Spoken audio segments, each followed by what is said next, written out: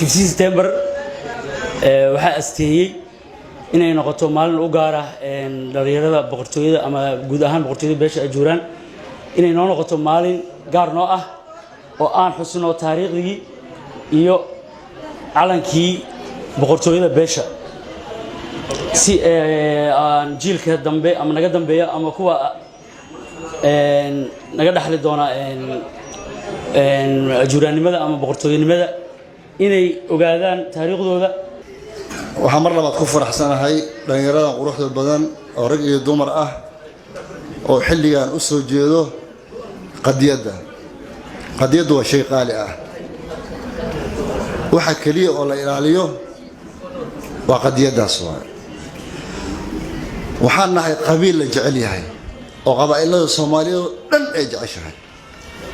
xafiiska gashid qofka u tagtid daadaatayata Ajuuraan fadhigu kaaga kacaya aad ayaan idinkiiga mahadcelinayaa sharaf weyn ayay ii tahay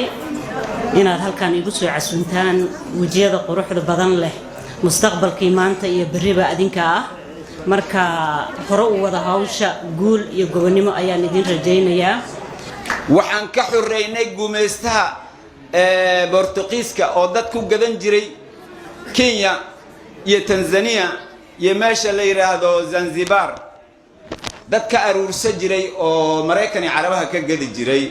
ayaan weerar ku qaadnay haddaan nahay boqortooyadii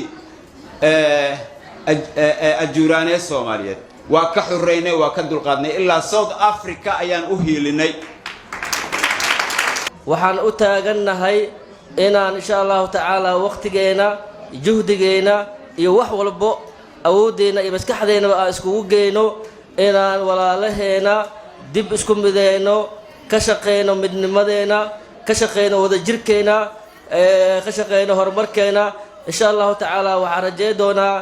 in Soomaaliya ay ka talin doonto boqortooyada Ajuuraan. dagaalkaas boqortooyada Ajuuraan ay wada galeen muxuu ahaa boqortooyada Portugal oo xagga badda ah wuxuu socday 10 sano oo xiriira